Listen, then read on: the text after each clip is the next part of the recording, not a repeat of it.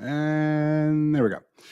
I was able to do a podcast with Dr. Ardis a couple days ago. That should go live early next week. It was a good time. Ardis is a good guy. We both talked about what we're doing with our spike protein detox. We're both attacking it kind of in the same way, detoxing everything out by blocking the spike protein on the receptor sites. Nicotine, by research, is shown to do really good at that. You've got to kind of put that into perspective. It's lower dose, like 7 milligram. It helps knock the spike protein off the receptors and kind of flushes it out. I added quinine to mine, but we also do, when I do it, I do a parasitic detox and the whole thing. We talked about this a couple days. This is a big deal, and it's one of those things that when we start talking about, this is just one of the things that are bothering everybody. Everybody pretty much needs to do a spike protein detox. I don't care if you got the vaccine or if you didn't. You need to get this stuff out of your body. I would recommend, because it's still floating around in the air. People have it, they're passing around. This is one of those things that I would start doing on a regular, if not all the time, style basis, making sure these spike proteins are off. If you get the vaccine, you're going to have to do it for like forever now, because of the way that it alters your DNA and how you're producing your own spike proteins and that whole jazz. So just continually flush these things out. And if you guys have questions, I can walk you through it. The other big thing is that, when we talk about how we've got a parasitic load, that, everybody's got the parasite thing, and we got to clear that out. And the other day when we were talking about diets to help you lose weight and anti-aging, and I spent pretty much the entire time talking about how getting the processed foods out is so important. And afterwards, people were like, "Oh, you didn't talk about hormones. You didn't talk about this. You didn't talk about that." At the end of the day, if you get all of the toxins out, you don't have to worry that much about hormones. Your hormones will reset themselves. The reason we are so sick in this country is because of the stuff that we're putting in our bodies that should not be there. All of the processed foods, all of the poisons that's in that. Like, you have to understand, if you look around at people and you're like, wow, you are super duper fat. Like, how did we as a society get so fat? And you look at what we're eating and you're like, oh, it's the calories. And everybody knows how much I hate that statement about, because calories don't exist. They're not the reason you're fat. They're not the reason you're sick. We don't use calories for energy. And if we don't understand that, that's why we're lost. That's why people don't understand why we're so sick. That's why people don't understand we're so fat, because they're like, it's the calories. And it's not at all. It's 100% the chemistry. Because there's a lot of people who aren't eating that many calories and they're massively obese. And there's a lot of people who are eating the same calories as people 50, 60 years ago. And 50, 60 years ago, they weren't obese, but now they're gigantically obese. Again, it's not the calories, it's the chemistry. Like, I don't know if you know this, but they literally, I need you to understand this, because I say this to people and they go, oh, okay. And it doesn't compute, because they're like, people wouldn't do that. Yes, people are poisoning you on purpose. They have chemists at the food companies. Their entire job is to make the food addictive, not better, not tastier, addictive. Because what they found is that if it's addictive, you'll eat more, right? And they do that with different chemicals. They specifically target neuroreceptors in the brain that make things addictive. They hyper-excite things with MSG and stuff like that. These natural artificial flavors are 100% not necessarily for flavor, they're for addiction. They don't care if it tastes good. They care if you eat it. That's the thing. And if you eat one, that's good. If you eat 5, that's better, because you run out faster and you buy more. That's the reason for the addiction. Those chemicals are toxic. They're causing all sorts of problems in your body metabolically. They're making you sick. They produce a ton of inflammation, which is, again, inflammation is when chemistry goes awry.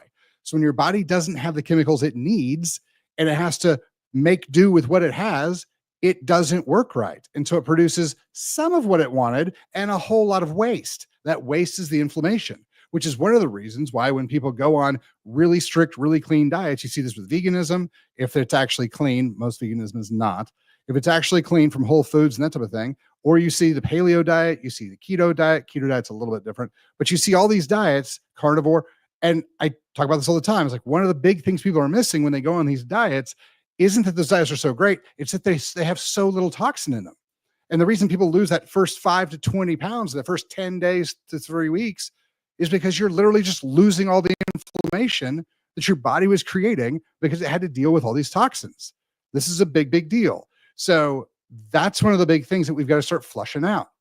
So when you change your diet, if you do it properly, if you do a detox, a parasitic detox, a liver detox, whatever it is, what you're actually doing is you're feeding the organs the proper chemistry they need to then expel the chemistry they don't want. That's how you're doing it. And so if you start to look at, oh my gosh, all of the toxins that are in your food, all the different dyes, all the different stuff, just grab your food and look at the box. And if it says if it doesn't name the thing, it's most likely man-made or processed. So the artificial colors, artificial flavors, natural colors, natural flavors, like everybody knows how bad those are. If you're using beets for their color, you'll be like beets for color, like, or turmeric for color or whatever. Like, and those are still kind of sometimes great, sometimes not so great. So that's a little hard. I forgive that one. But there's a lot of these things that you look at and you read it and you're like, oh, I don't know what that is. When people put cyanocobalamin in things, I know a lot of people are telling you that that's cyanide and it's toxic, it's going to kill you. I'm not going to go that far, but I'm going to tell you that you don't want cyanocobalamin. You want methylcobalamin. Like, it's like nobody's like, well, for my body, I need cyanocobalamin. No, your body turns cyanocobalamin into methylcobalamin if you don't have methylation pathway issues and you're not stressed out. So if you're drinking an energy drink and it has cyanocobalamin in it, it's not turned into methylcobalamin. It's just really not in any number of function that you want. So because you're going to stress your system out with the energy drink. And so it's not really going to be able to convert over as well. So just take your methylated B vitamins to be much better off. This is one of those big core things. Like when we start walking through stuff and we start changing people's diets, we start supplementing, this is the key thing. Again, health is good chemicals in, bad chemicals out. We got to get the bad chemicals out of the body. And the best way to get them out is to not put them in. And so that's one of the big things that you've got to look at when you're looking at your diet, is getting these things out, getting these toxins out. Now, we have a lot of issues that we don't really always associate with diet. And again, it's not just diet, it's sleep, it's the stress level you carry around. And when we talk about the stress level you're carrying around, you can have high stress if you mitigate it, if you offset it, if you meditate, if you exercise, if you watch your supplementation, if you sleep is a giant part of your health and your obesity. And this is the thing people don't understand. This is why obesity is so hard. I'm going to go into that next week. But obesity is so hard because it's not the calories you eat, it's the chemicals you consume. And it's the chemicals' effect on you. And so if you have insomnia, you're going to have issues. Like I said, we're going to go into all that later. So this is a big piece. And so when we start looking at what RFK is doing, people are like, oh, I don't know why he started all the things. He's trying to remove all the toxic trash that by research is making us fat and unhealthy. So that's where a lot of this stuff is. That's why I talk about, getting off all this stuff and getting healthy. A lot of the stuff that you guys think is just, mental disorders is a great one. Anxiety, bipolar, depression, schizophrenia, the vast majority of them have a significant root in metabolic function. And, we've talked about this for a long time, getting rid of depression with testosterone. Well, guess what that is? That's changing your metabolic state. That's changing your metabolic function. People do breathing exercises. Why? Because we're bringing in a lot more oxygen. Your body and your brain runs on oxygen. When I talk about, sleep apnea, and when you get rid of people's sleep apnea and all of a sudden their depression goes away and they lose weight, guess why? Oxygen is a big piece of your metabolic function. We talk about sleep apnea creating arterial plaquing because it causes reactive oxidative stress from the metabolic function. Your metabolic function screws up.